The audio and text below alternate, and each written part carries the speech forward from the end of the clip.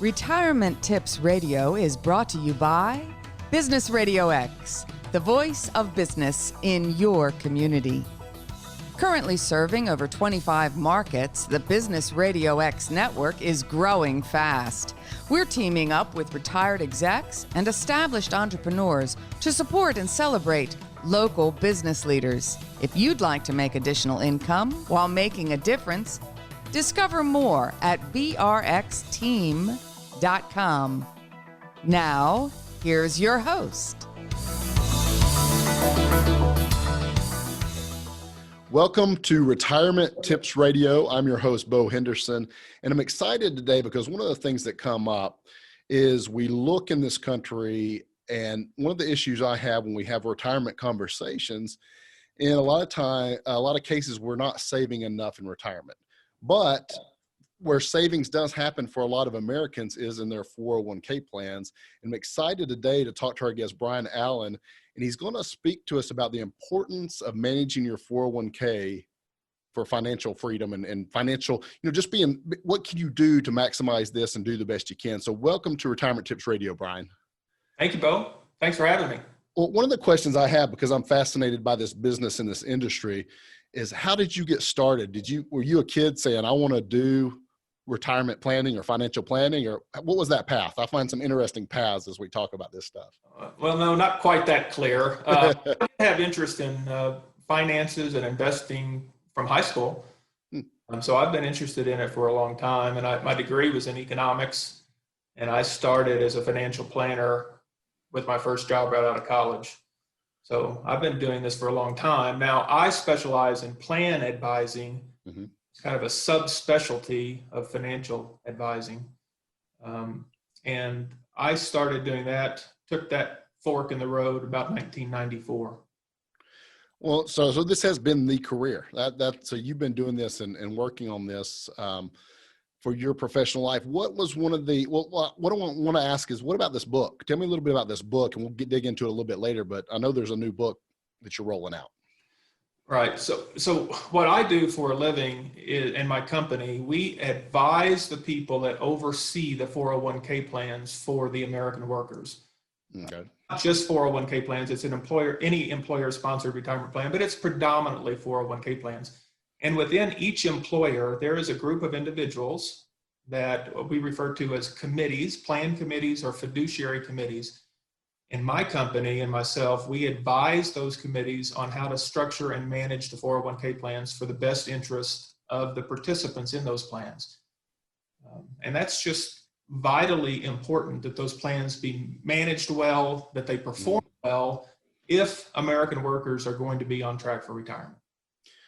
And what can be done to improve the financial security for these American workers when you're dealing with this? Because you're kind of dealing it from a different angle than a lot of advisors.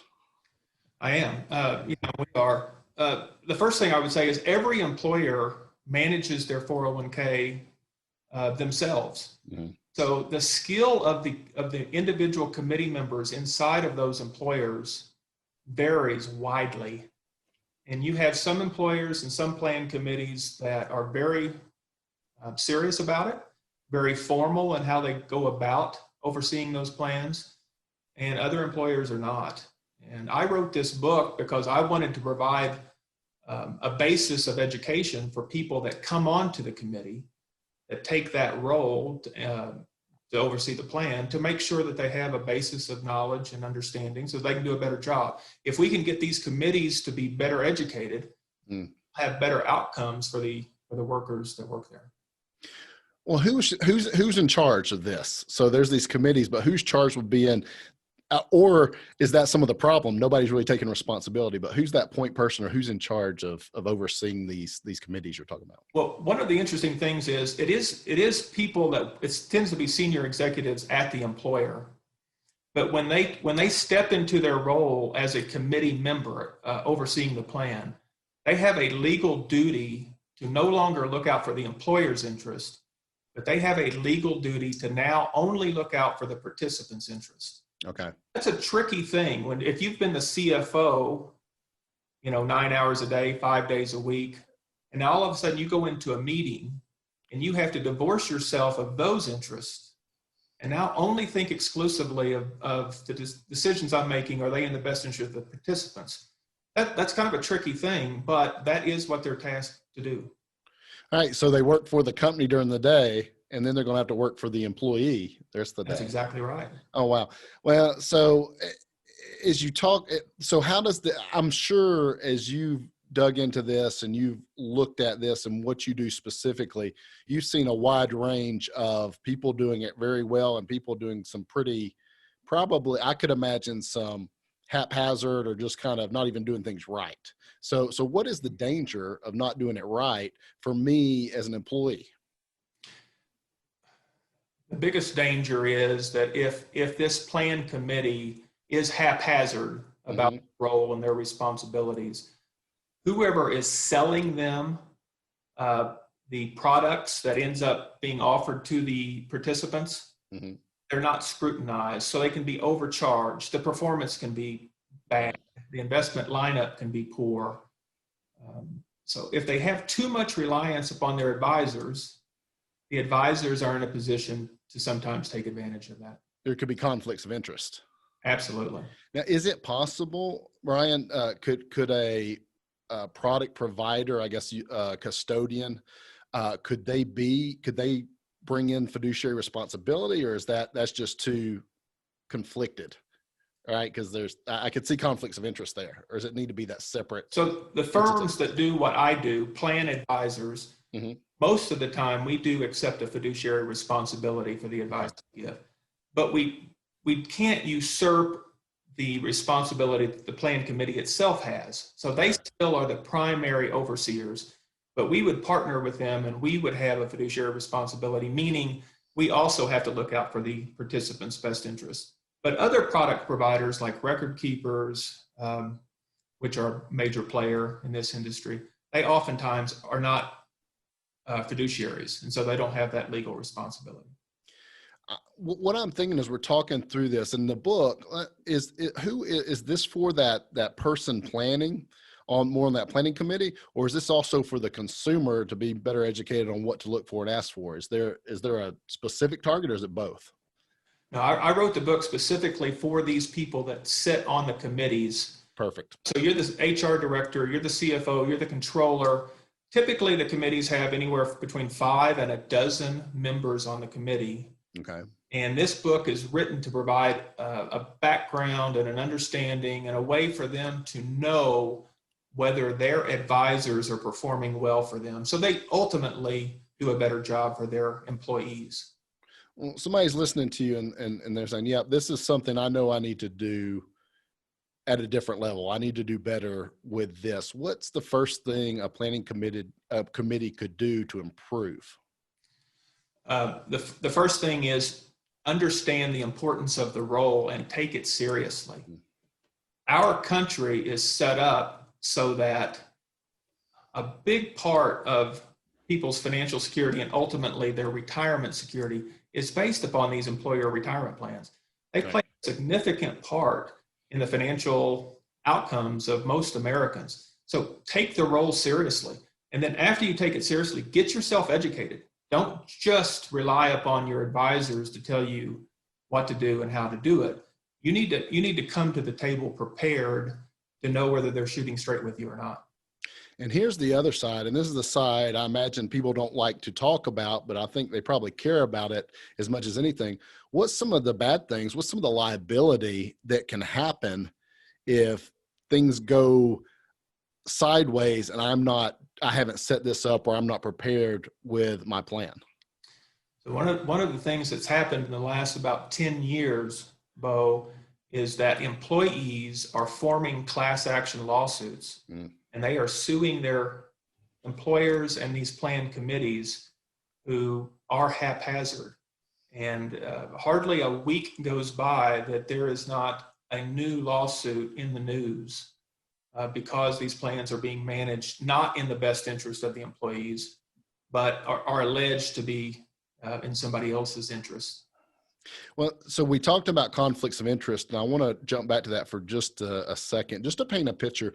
Can you think of an example Brian, of when a conflict of interest became an issue, or when something really didn't work out because there was this conflict of interest that was obvious and kind of glaring? There's two major conflicts of interest that I would want people that sit on committees to be aware of. Okay. First is their own conflict of interest. I mentioned to you earlier that the CFO works for the employer. They get their paycheck from the employer, but when they step into that room to oversee the plan, they are obligated legally to only make decisions on behalf of the participants.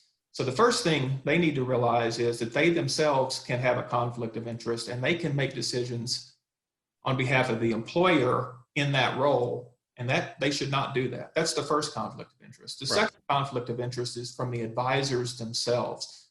So if you hire an advisor that comes to the committee and says, committee, you should put this mutual fund in the investment lineup, you want to know if that advisor has a conflict of interest in recommending that product to the committee. And the conflicts of interest that could be there are numerous. It could be anything from they receive a commission for placing that fund on the lineup, or the fund company that they're recommending could have just taken them on an elaborate trip to the Bahamas. Right. Incentives. Right. Yeah. Okay. So there are lots of conflicts of interest, but those are the primary two that I would want any committee member to be aware of and to be on guard about. Okay. Well, you're listening to Retirement Tips Radio. I'm Bo Henderson here with Brian Allen, and we're talking about what needs to happen. How do we take care and really answer that call to the fiduciary responsibility in our 401k plans? And David, one of the things, I've got a question about the fiduciary in particular, that word. But before we do that, somebody listening that says, you know what, I need to get on top of this. I know I need help with this. I know there's conflicts of interest. How would they get in touch with somebody like you, or you specifically, to maybe start that conversation? And what does that look like? Well, first thing is, I've just published a book. I would love them to take a look at the book. It's Rewarding Retirement, and they can find that on Amazon, Apple Books, anywhere they buy their books. Me personally, I'm on Twitter. Retire Advisor 1 is my handle. I'm on LinkedIn. My company is Pension Consultants, and that's pension-consultants.com.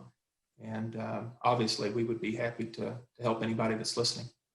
Well, one of the things that comes up, let me step back a second. So we got that. So I'm curious for that listener that this is relevant to, Brian. What does that process look like? So say they read the book, they've heard this interview, and you know what, I want to go down that path. Is it you come in, sit down, and do a consultation? Because I'm sure every single organization, every plan situation is going to be unique. So I'm assuming there's some customization to it.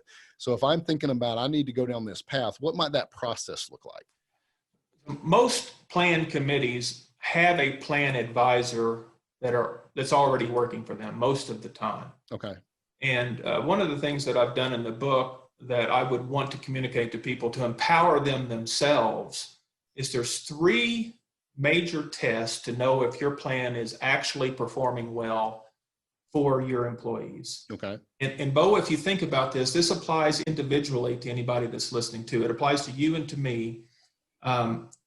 You have to have the proper amount of contributions being set aside for your retirement, right? So if you save $50 a month, you're probably never going to accumulate enough money to retire. Right.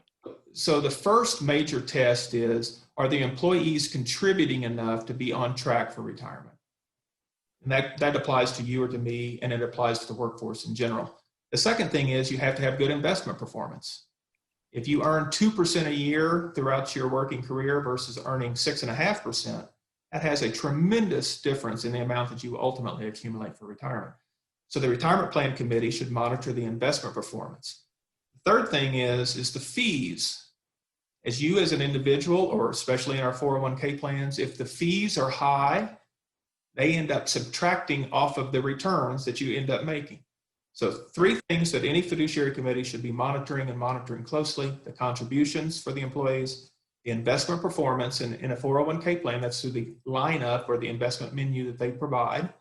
And then 3 are the fees paid. And I outline specific metrics so that you can know if each of those three things are working well. If those three things are working well in your 401k plan, you can know that you're doing a good job for your employees, and you can know that your employees are on track for retirement. If any of those three things are not working well, you've got a problem, and then you should either work with your existing advisor, or you should find one who can take care of it. And it's that process of documenting, hey, we went through these steps to check the checks and balances that I'm assuming will protect that company should there be some kind of an issue. Is, hey, we didn't. If your plan is performing well in those three areas, you have very little chance of losing any kind of lawsuit. Okay. Because those are the three things that ultimately determine whether somebody is successful financially in retirement or not. And while there are other things you have to pay attention to as a plan committee member, those are the big three. Got it. Well, we're talking to Brian Allen. I'm Bo Henderson. You're listening to Retirement Tips Radio. And Brian, the book, it was interesting to me, the title, when I saw the title, Rewarding Retirement. Now, what is that, and how did you come up with that title? Well, it has a double meaning, Bo. So Okay. Individual participant or the individual employee, you obviously want to look forward to a day when your retirement is rewarding, right? All right. But from the committee standpoint, when you do your job well, you are rewarding their retirement. And so that's why we selected the title. That's why I selected the title, is because it has a double meaning, and it conveys the impact that a committee member's decisions and work has on real people. Well, what's next? So I always like to say, so I've been fascinated. How long have you specialized in this, Brian? This specifically? I started pension consultants in 1994. Oh, wow. So my company was actually one of the first in the country to specialize in these plan advice areas. So we've been doing it for a long time.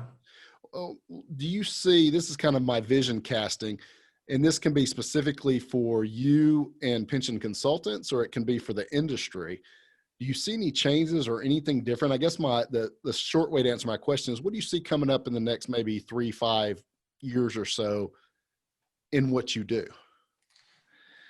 I think there's a trend, and I'm trying to accelerate the trend. One of the reasons I wrote the book is I want to make the plan advice industry better, because I think that's what's needed to have more employees, more individuals in this country be financially secure.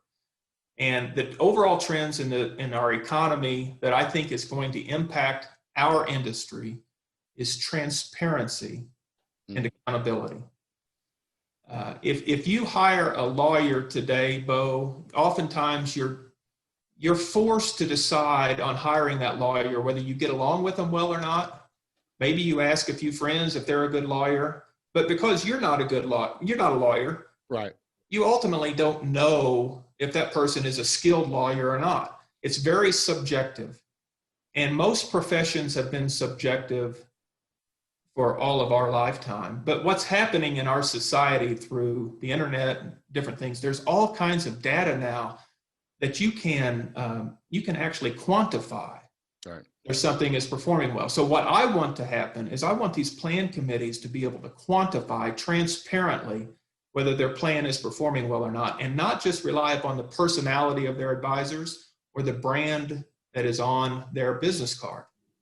And I think if we can create more transparency around these three key drivers, contributions, investment performance, and fees, that we can impact millions of people's lives. That right now, frankly, the performance is being hidden behind a personality or a brand. Sure.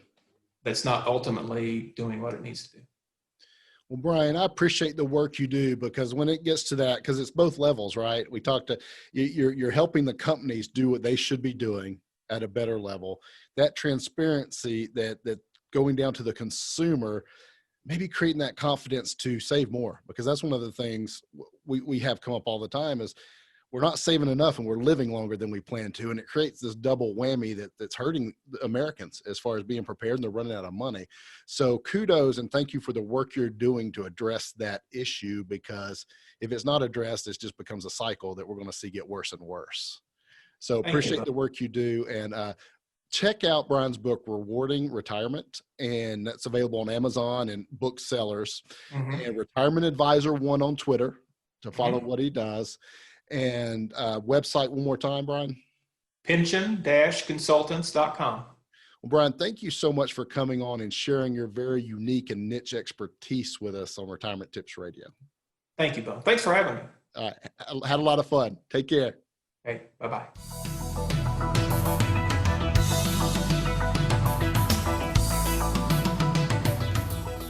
Retirement Tips Radio is brought to you by Business RadioX, the voice of business in your community.